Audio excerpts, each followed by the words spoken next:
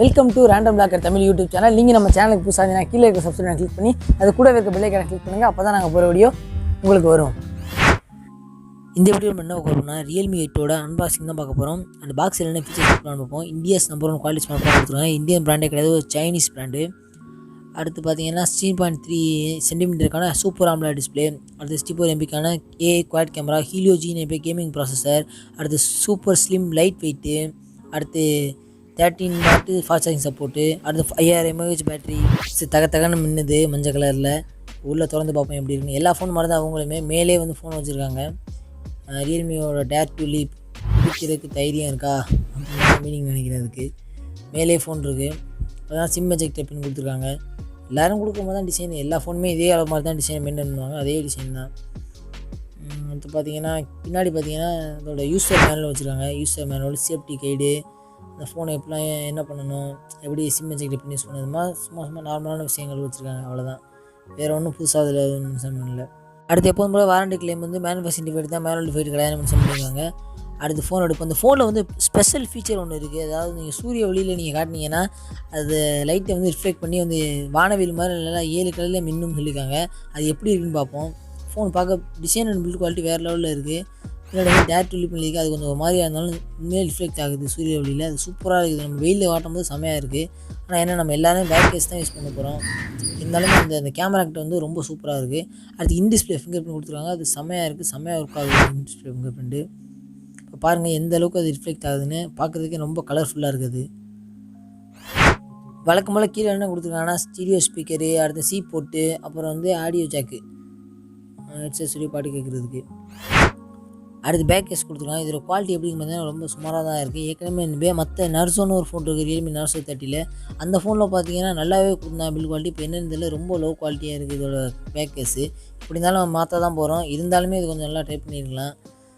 எனக்கு பொறுத்த வரைக்கும் இந்த பேக் கேஸ் நல்லாவே இல்லை. இது ரொம்ப லைட் வெயிட்டாக இருக்குது, ரொம்ப லைட்டாக ரொம்ப வேஸ்ட் மாதிரி இருக்குது. அடுத்து சார்ஜ் மண்டே பார்த்தீங்கன்னா வேறு லெவலில் இருக்குது. 30 வாட்டான ஃபாஸ்ட் சார்ஜர் இது. ரியல்மி மென்ஷன் பண்ணியிருக்காங்க.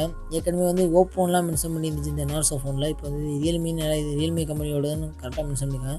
ஏன்னா ஓப்போ, ரியல்மி, விவோ எல்லாமே ஒரே கம்பெனி தான், பிபி எலக்ட்ரானிக்ஸ் சொல்லுது. அடுத்து சீட்டை போட்டு கொடுத்துருக்காங்க. இது ஹைலைட்ஸே என்னன்னா இதோட சார்ஜர் கேபிள் தான். சார்ஜர் கேபிள் பார்த்திங்கன்னா ரொம்ப லென்த்தாக ரொம்ப ஸ்ட்ராங்காக இருக்குது. இது பில்ட் குவாலிட்டி வேறு லெவலில் இருக்குது. நம்ம சார்ஜ் கேபிளுக்காண்டியே இந்த ஃபோன் வாங்கலாம் போல இருக்குது, அந்தளவு குவாலிட்டியாக இருக்குது. மற்ற ஃபோன்லாம் பார்த்திங்கன்னா சார்ஜ் கேபிள் லைட்டாக இருக்கும், சீக்கிரத்தில் வந்து சார்ஜ் கேபிள் போயிடும். ஆனால் இதெல்லாம் போகிறதுக்கு வாய்ப்பே கிடையாது. வேறு லெவலில் இருக்குது. கயிறு மாதிரி கிடக்குது. இங்கே கயிறு மாதிரி, மாடு கட்டுற கயிறு மாதிரி அவ்வளோ ஸ்ட்ராங்காக இருக்குது. சூப்பராக. எனக்கு இந்த ஃபோனை விட இந்த சார்ஜ் கேபிளை தான் ரொம்ப பிடிச்சிருக்கு. இப்போ கொடுத்துருக்க பேக்கேஜில் நம்ம ஃபோனை செட் பண்ணி பார்ப்போம்.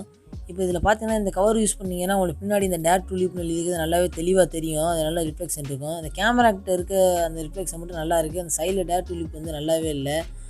அது கொஞ்சம் அவாய்ட் பண்ணிக்கலாம். எல்லா ஃபோன்லேயுமே அது எழுதுறாங்க. அது ஏன் எழுதுறாங்கன்னே தெரியலை. ஃபோனில் ரொம்ப நல்ல விஷயம் என்னென்னு பார்த்தீங்கன்னா அதோட வெயிட் தான். அதோட வெயிட் எவ்வளோ பார்த்தீங்கன்னா 177 கிராம் தான். ரொம்ப கம்மியான வெயிட். 5000 mAh பேட்டரி கொடுத்துருக்காங்க. இருந்தாலும் 177ங்கிறது ரொம்ப லைட் வெயிட், ரொம்ப லைட் வெயிட்டாக இருக்குது. அடுத்து பார்த்தீங்கன்னா இதில் 64 MB கேமரா கொடுத்துருக்காங்க. 4 கேமரா இருக்குது. இதை பார்க்கும்போது உங்களுக்கு iPhone 13 Pro Max மாதிரி இருக்கும். ஆனால் அதுக்கு என்ன வித்தியாசம்னா iPhone 13 Pro Maxல் 3 கேமரா இருக்குது, இதில் 4 கேமரா இருக்குது. மற்றபடி டிசைன் எல்லாமே அதே டிசைன் தான் கொடுத்துருக்காங்க. அடுத்த டிஸ்பிளே பார்த்தீங்கன்னா super AMOLED display, in-display finger print, அது எல்லாம் தெரிஞ்சது தான். இப்போ இந்த ஃபோனோட பெர்ஃபார்மன்ஸ் எப்படி இருக்குது, இதோட கேமரா குவாலிட்டி எப்படி இருக்குது, இதோட யூசேஜ் எப்படி இருக்குது அப்படிங்கிறத வந்து நம்ம சாம்சங் கேலக்ஸி M31 கம்பேர் பண்ணி ஒரு வீடியோ போடும். இப்போ M31 இல்லை, இருந்தாலுமே இதோட ப்ரைஸ் கேட்டகரியும் அதோட ப்ரைஸ் கேட்டகரியும் ஒன்று தான். இப்போ நான் யூஸ் பண்ண வரைக்குமே எக்ஸினோஸ் ப்ராசஸ் தான் சாம்சங் M31 இருக்கும். அது கொஞ்சம் லேக் ஆகுது. இதில் ஹீலியோ G9 இருக்குது. இது ரொம்பவே நல்லா இருக்குது. அது எப்படிங்கிறது அடுத்த ஒரு வீடியோவில் பார்ப்போம், ரிவ்யூ வீடியோவில். இப்போ இந்த வீடியோ உங்களுக்கு பிடிச்சிருந்தா லைக் பண்ணுங்கள், ஷேர் பண்ணுங்கள், கமெண்ட் பண்ணுங்கள். ரேண்டம் பிளாக்கர் தமிழை சப்ஸ்கிரைப் பண்ணுங்கள். தேங்க்யூ. சரி, ஃபோனை யாரை கேட்டு எடுத்தாங்க? கீழே காணா தேடி இருக்கல, ஒரு வார்த்தை சொல்லிட்டு வந்தியா? வலிமை இருக்கவன் அவனுக்கு என்ன வேணுமோ எடுத்துக்குவான்.